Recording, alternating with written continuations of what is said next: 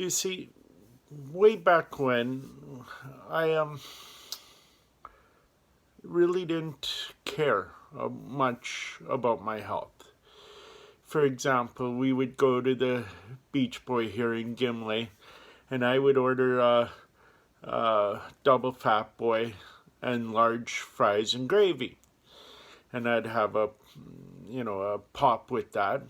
And I would eat all that, and then my kids having four, there'd be lots of leftovers, and I would eat whatever they didn't want.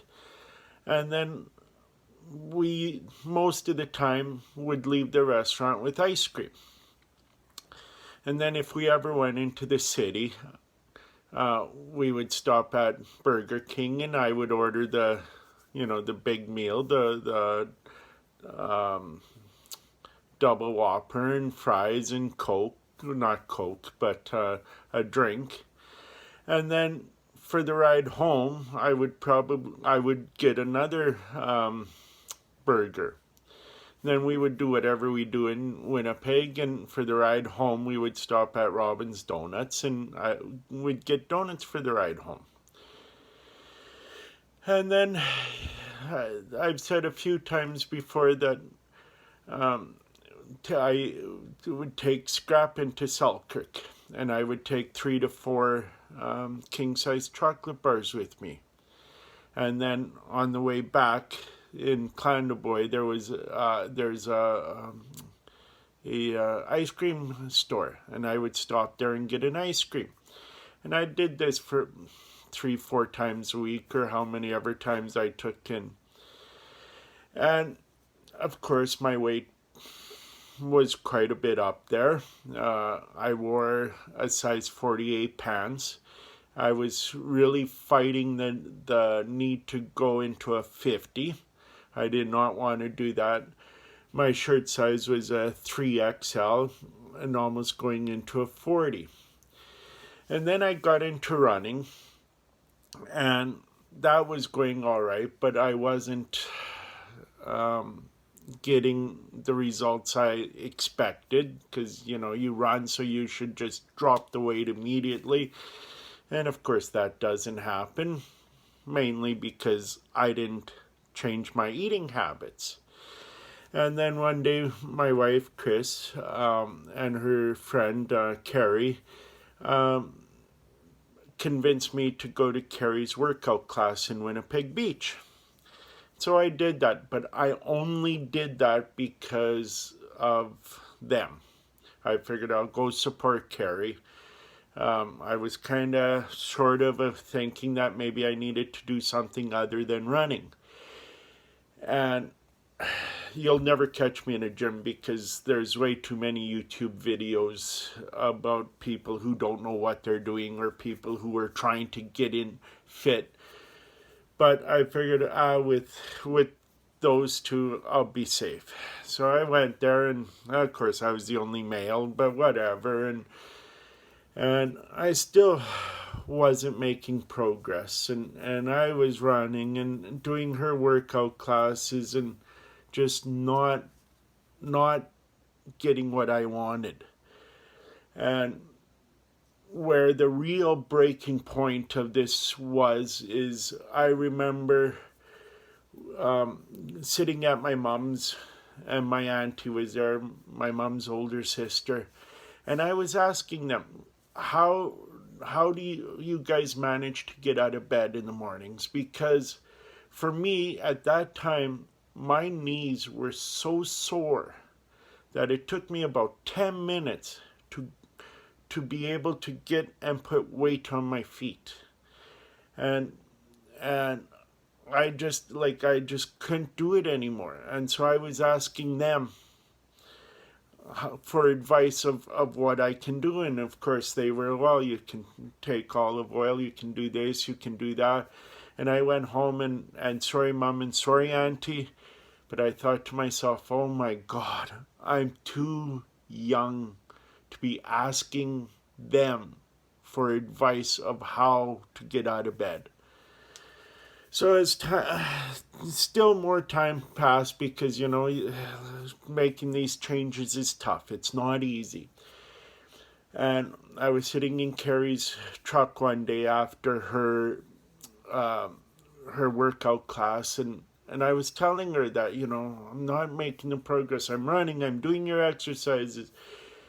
And she said to me, she says, okay, you got to do it one step at a time. She says, cut out one thing and work on that, and then in a couple of weeks or in a week's time, cut out something else. And I thought, okay, that, one thing at a time. And so she said, what can you cut out? And I'm sitting there and I'm thinking, and I'm like, bread. She goes, bread? I said, yeah. I said, I just realized every single day, 7 days a week, I eat 11 slices a day. Now, why 11 slices? Because I would wake up with just enough time to go to work, and all I had time to eat from my house to work was 3 slices of bread. So that's where the 11 comes in. So she said, okay, do that. And she goes, and then I want you to try something else. And this is what has changed me. She said, I want you to try Beachbody on demand. Do the workouts 22 minutes hardcore. So she sent me the link, and I tried it, and I fell in love with the program. It was too stinking hard for me, but for some reason, I just absolutely loved it. And I think mainly because I realized that every single move that I'm struggling with, every single move he had us doing was exactly what I needed to strengthen my knees so that I could run better. So I started doing the workouts, doing all that, and then the injuries started happening. And because I was getting stronger, so I could run more. But when I was running, I was getting hurt. And so this really, really just frustrated me to no end. So I broke down, went to physio. And lo and behold, the girl that I saw for physio, she was a marathon runner. So I'm telling her my running story. That I started running in steel toe shoes. And she thought that was nuts. And then I told her, yes, but I got better. I said, I went and I bought a $30 pair of shoes. And then now I really went all out and I bought a $60 pair of shoes. They're brand new. And she goes, okay, bring them in to me. So, okay, next week I bring them in to me and she's looking at them. She goes, throw them in the garbage. And I went, what? She says, they are no good for you. So she told me what shoes to buy. And she said to go to the running store. So I went to the running store in Winnipeg, told them what I needed, and they said, here's the pair of shoes you need. They were $200 pair of shoes. And I'm like, oh my God. But listening to Physio Emily, as I like to call her, I bought them. And I'm like, and I'm like, God, like $200 pair of shoes, that's crazy. Like, I can't do this. I should return them. And I text that message to my sister Elaine, and Elaine, being Elaine, put it this way. She goes, okay, you played hockey before, right? I said, yeah. And she goes, would you play hockey without a jock? I'm like, no. She goes, like it or not, your good shoes is your jock of hockey. You cannot run without the proper footwear.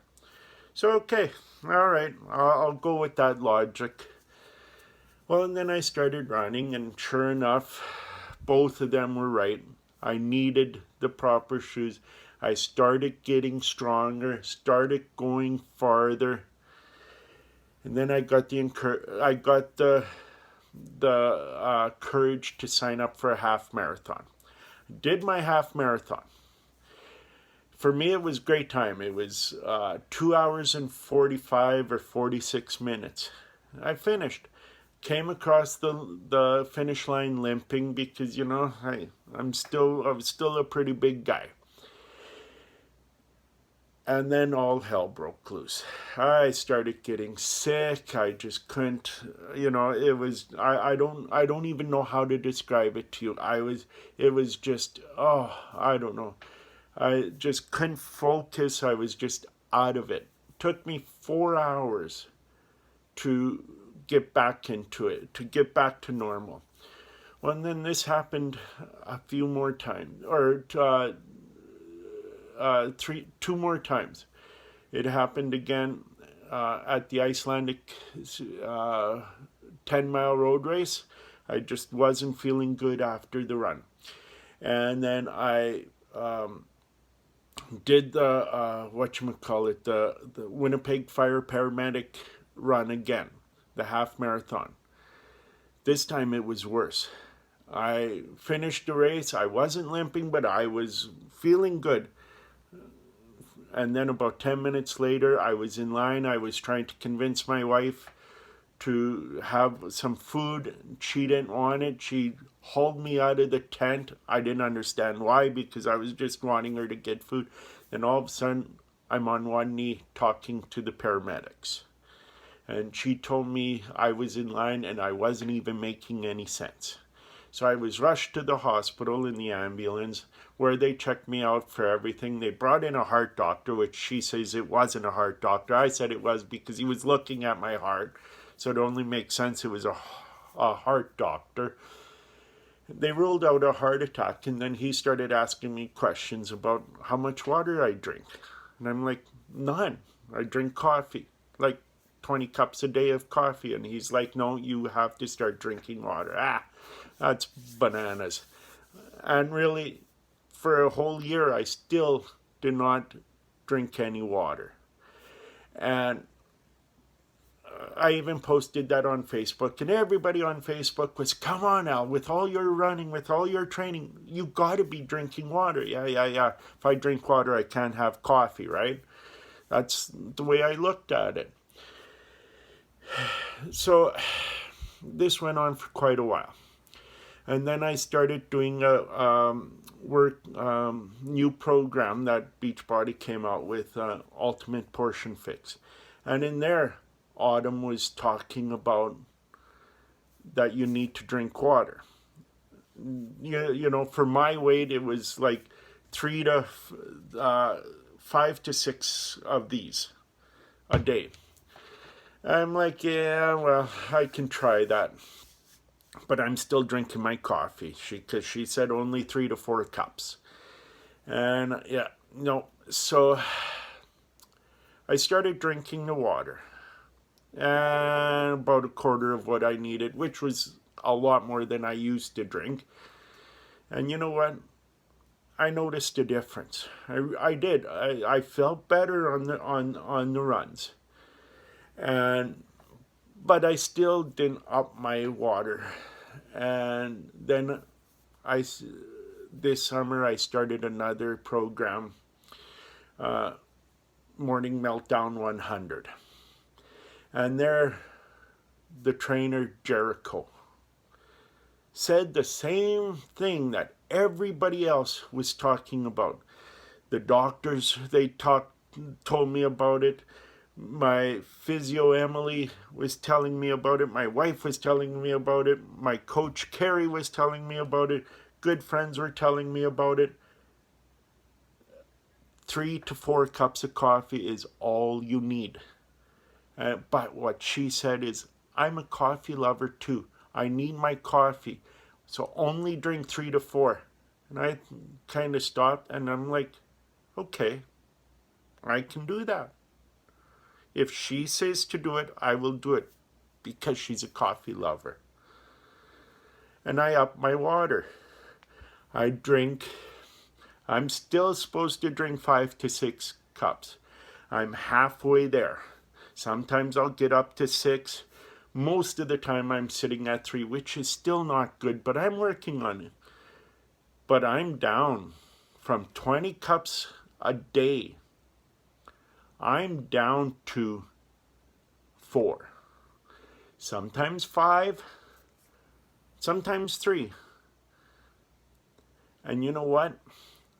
With taking all that coffee out of my system, putting it with this water, which this is my 3rd one, still not good, but whatever.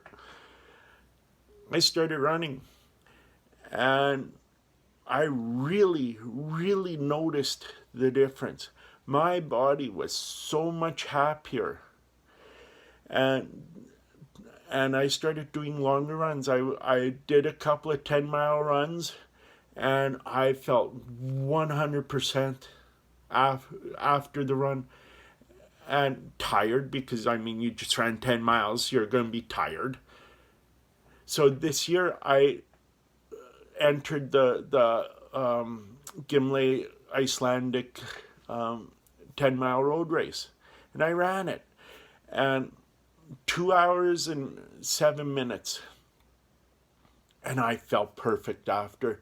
Tired, but perfect. I was so happy, and we hung around to listen to the speeches and all that, and we were one of the last ones to leave, which the last time I did the race, we left almost immediately because I was getting sick. We gave a couple of runners a ride back to Winnipeg Beach to get their car. Later that night, me and my wife walked around for 4 hours selling 50-50 tickets.